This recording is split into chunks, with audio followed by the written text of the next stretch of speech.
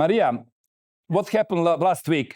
Some of us saw, I just spoke today with one guy who never heard that something happened in Bulgaria. But for our audience, can you explain how it come that Bulgarian government resigned? Yes, it's not something which happens for one day, you can guess. So it's something which is really there for a long time. But people for the first time realized that the problem is really huge. And they realized that because at the end, especially the last 2 months, the situation in the parliament and outside in Bulgaria was really, really very, unacceptable for people, because the political party in power, they were coalition actually, they were accepting lots of laws which were not taking care of the people and being in the favor of the people and economic development and finances and stabilization of the different economic parts of Bulgaria, but especially also the justice system. And people were really, they were at the edge of seeing such things, corruption, completely, all the institutions were occupied and were under the power of the political party. I'm talking about all sorts of regulators which are dealing with economic sectors, energy sector, economic sectors, agriculture sector, all of these which produce something, plus the justice system, which is under the control of the people in power, again, the oligarchs and the people which are there for more than 20 years.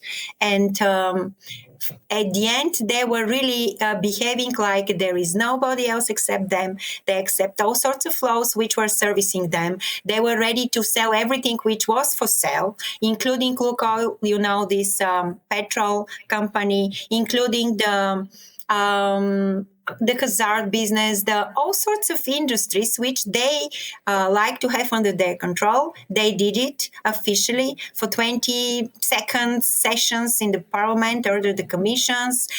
They were not respecting even the opinion of the opposition. So at the end, with the budget for 2026, it was really ridiculous. They were putting a lot of taxes on the people, increasing mainly the taxes for medium and small businesses, which are the main engine of the economy, and they were increasing the salaries and the number of people and their salaries for the people from the state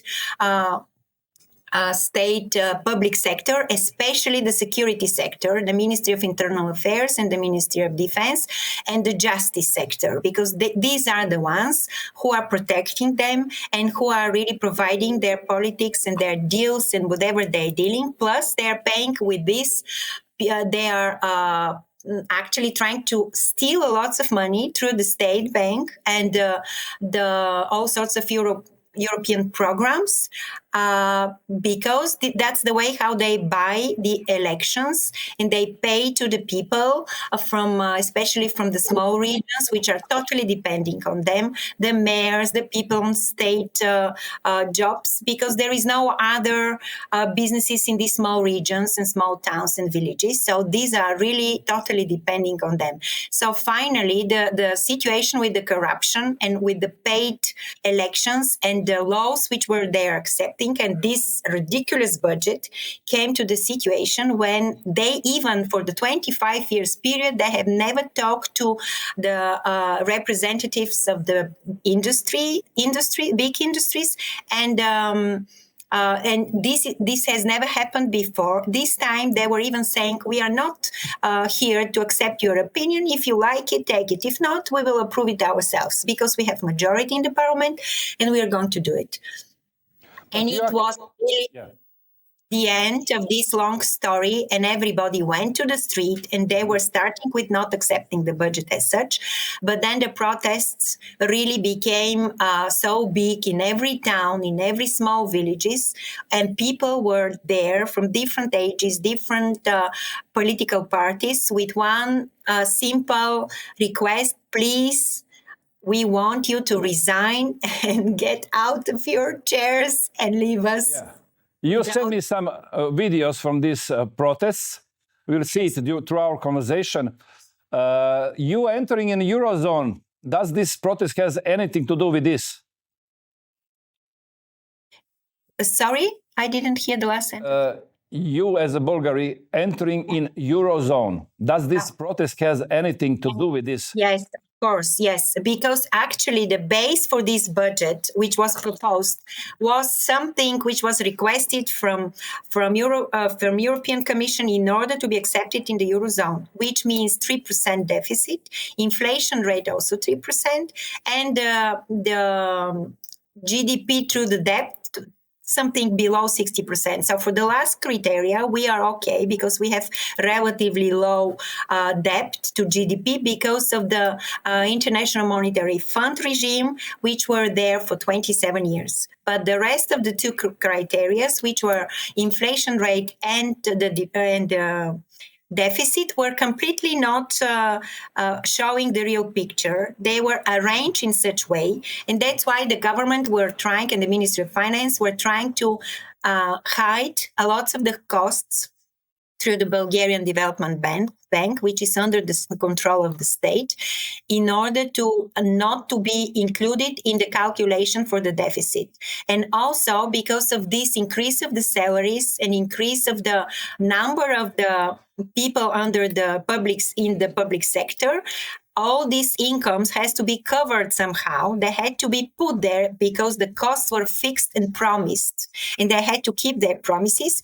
The incomes which were put were incredibly high, unrealistically high. And in order to keep this deficit, they even wanted to take a debt of 20 billion, which is a really huge amount, which all of us has to pay for the incoming years. And that's for the second year, because 2025, we were taking such debt as well.